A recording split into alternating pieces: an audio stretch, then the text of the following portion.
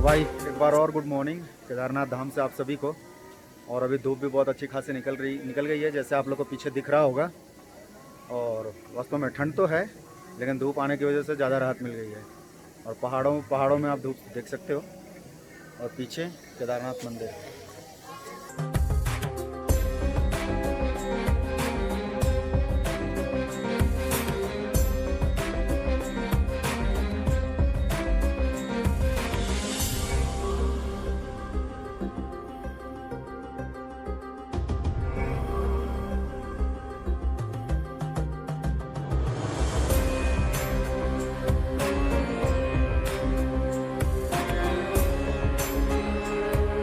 माथे में चंदन वगैरह लगवा लिया है, प्रसाद वगैरह खरीद रहे हैं हम लोग।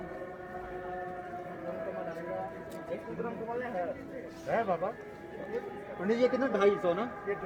ये 200, ये 250। प्रसाद लेते हैं, फिर गर्भगृह के दर्शन करते हैं, फिर थोड़ा सा मंदिर के आसपास का नज़ारा भी आपको दिखाऊंगा और बताऊंगा कि क्या हुआ था 2013 में। तो हमने प्रसाद भी ले लिया है, माथे में तिलक भी लगवा लिया है, और फेटा भी बांध लिया है। तो अभी चलते हैं, प्रसाद का थोड़ा सा अर्पण करेंगे एक तरह से, उसके बाद फिर हम लोग आगे पूरा राउंड अप लेते हैं मंदिर का।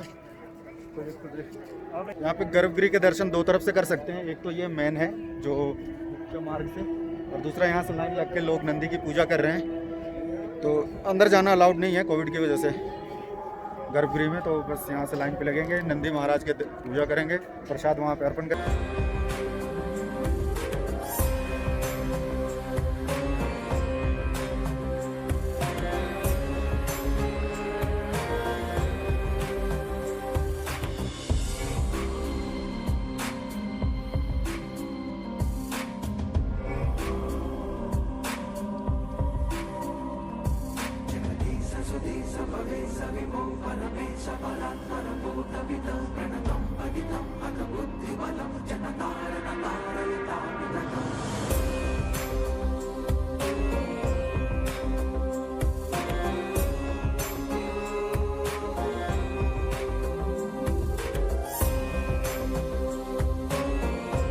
पूजा ऑलमोस्ट कंप्लीट हो गया है, अब जा रहे हैं रूम पे, सामान वगैरह अपना रखेंगे, फिर एक बार दोबारा परिक्रमा करेंगे केदार बाबा का, और आपसे थोड़ा सा बातचीत करेंगे।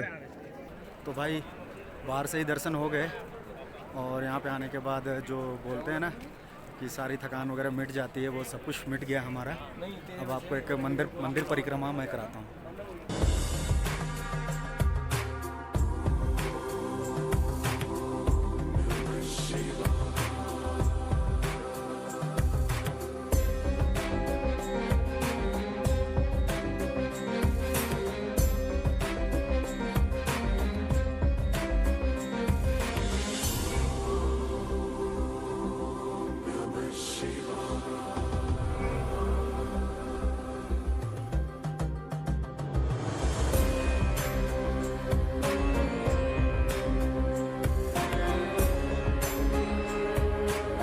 तो जब 2013 में जो बाढ़ आई थी ना यहाँ पे आपदा, उस समय पे बहुत सारे लोग यहाँ से गायब हो गए थे।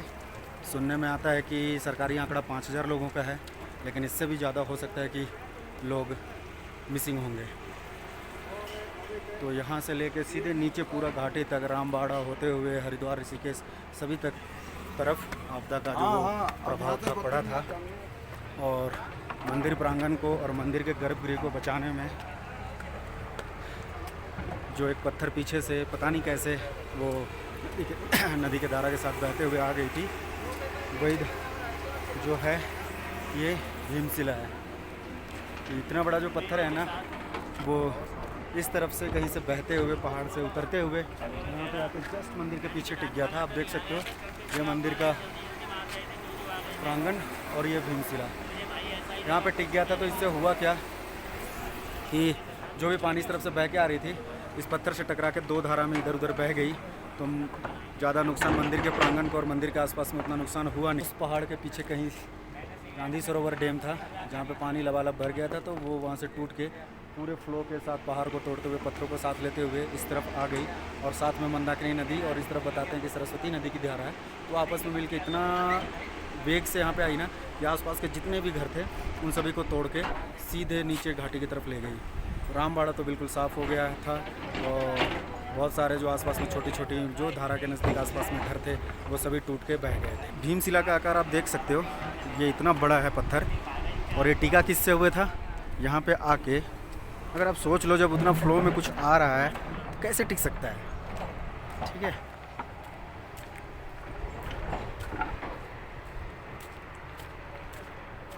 और भीमशिला जो है वो छोटे से पत्थर पे टिक गया आके। भगवान है, हमसे भी ऊपर कोई ना कोई शक्ति है जो हमें देखती है, हमारे कर्मों को देखती है, हमारे पाप पुण्य फल को देखती है। ठीक है, तो बात यह है कि आप मानो ना मानो, हम तो मानते हैं। और दूसरा मैं तो यही बोलूँगा, आप किसी भी चीज़ में, हमारे से ऊपर जो शक्ति है उसको किसी भी चीज़ में आप पूजा करो, चाहे पत्थर के रूप में, चाहे मंदिर के रूप में, चाहे मस्जिद के रूप में, गुरुद्वारे में या फिर चर्च में, कहीं भी किसी भी रूप में, हवा पानी किसी भी रूप में आप उसे पूजा करो, लेकिन करो, मानो, क्योंकि हमारे से ऊपर जो शक्ति है ना वो हमसे जितना प्यार करती है, अगर हम उसे उतना लौटा तो सकते नहीं, लेकिन अगर हम लोग उसे थोड़ा सा भी इज्जत ना देंगे तो कितना ज़्यादा हम लोग के ऊपर प्रकोप बन के गिर सकती है। ये आप लोग केदार घाटी में जो प्रकोप हुआ था उससे जान सकते हो। तो मानना चाहिए, हमारे ऊपर बहुत सारी शक्तियाँ हैं हमसे ऊपर, जिसे हम कभी छू भी नहीं सकते, सोच भी नहीं सकते उनकी। ठीक है, तो बम बम बोले। लगभग प्रॉपर सभी तरफ से परिक्रमा करके भीमशिला के दर्शन भी कर लिए। अब कुछ एक फ़ोटो वगैरह खिंचाएंगे, फिर आगे निकलेंगे। तो जाने से पहले एक चीज़ और बता दूं मैं, जो मोदी जो गुफा में बैठे थे ना वो इधर कहीं है। और ये जो झरना देख रहे हो इसके पीछे जो पहाड़ी है ना वो पार करके वासुकी ताल है, जो यहाँ से 8 किलोमीटर है। और बीच में ही ब्रह्म कमल का जो घाटी है वो भी पड़ता है। तो हमारे पास उतनी छुट्टियाँ नहीं हैं तो वासुकी ताल हम करेंगे नहीं। फिर कभी अगर भगवान का कृपा रहा और आएंगे तो वासुकी ताल करने की कोशिश करेंगे। तो पीछे वासुकी ताल में बताते हैं कि जो वासुकी नाग है उसके सावन के टाइम पे दर्शन होते हैं, ऐसा बोला जाता है। स्कंद पुराण या कोई पुराण में इसका व्याख्या है। तो चलिए फिर चलते हैं, अब यहाँ से निकलते हैं।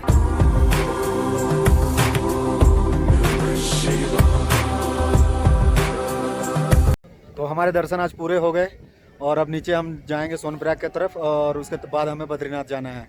तो भाई सबकी मनोकामना पूर्ण हो, कामना हमारी रहेगी। और आप लोगों के दर्शन अच्छे से हुए ना?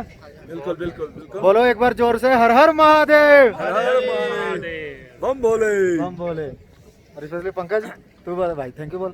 Thank you to this boy. Thank you आकाश।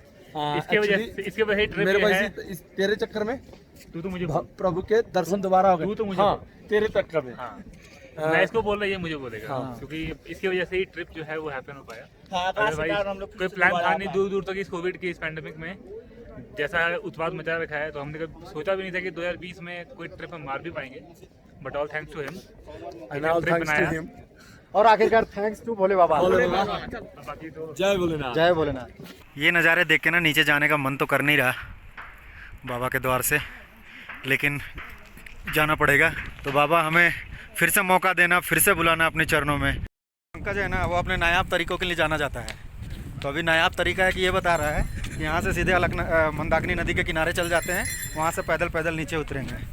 और हम लोग इसको बहुत सारा डायलॉग सुना है, वो हम लोग में बोल नहीं सकते हैं, घर वाले गुस्सा जाएंगे।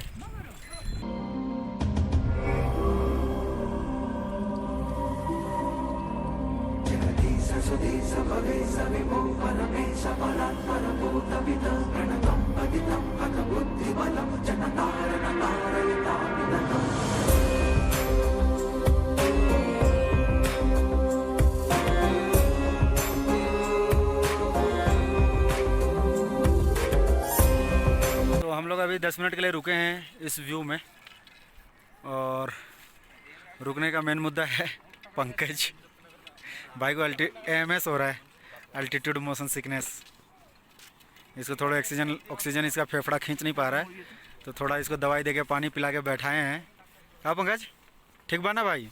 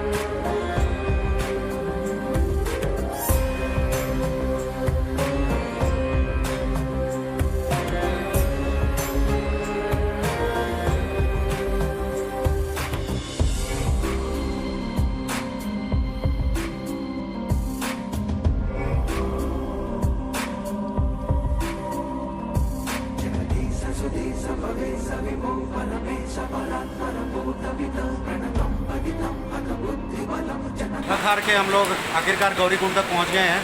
तो थोड़ा सा बैठ के अभी अब मंदाकिनी नदी के किनारे हम लोग केला खाएंगे, फिर उसके बाद आगे बढ़ेंगे। तो भाई नीचे पहुंच चुके हैं हम लोग, अब बस खाना खाएंगे। खाना रेडी है, बुलाने आया था, खाना खाते हैं, फिर उसके बाद आराम करेंगे। कल सुबह फिर अर्ली मॉर्निंग बद्रीनाथ के लिए निकलना है। तो भाई खाना वाना खा के आ गए। संजीत और अभिषेक गए रूम पे, मैं और पंकज अभी जस्ट आ रहे थे, थोड़ा सा टहलने गए थे एक्चुअली। और खाना बहुत ही ज़बरदस्त था। आलू बैगन की सब्ज़ी थी, रोटी चावल दाल, और हम खीरा लेके आ गए थे तो वो खीरा कटवा लिया था। खाना भाई उड़े ना भाई? हाँ बिल्कुल, आप इसको एक सात्विक भोजन बोल सकते हैं। तो अब चलते हैं रूम पे, पानी गर्म वगैरह मंगा लिया है हमने। अब फिर मिलते हैं आपसे कल सुबह नए सवेरे के साथ और एक नई यात्रा के साथ। तब तक के लिए बाय बाय, टेक केयर, जय हिंद, बम भोले। अभी दुर्घटना कुछ नहीं होने वाला था। पर स्ट्रेच करते हैं, फिर आगे निकलेंगे। रास्ते का आनंद तो आप लोग ले ही रहे हो, लेते रहो।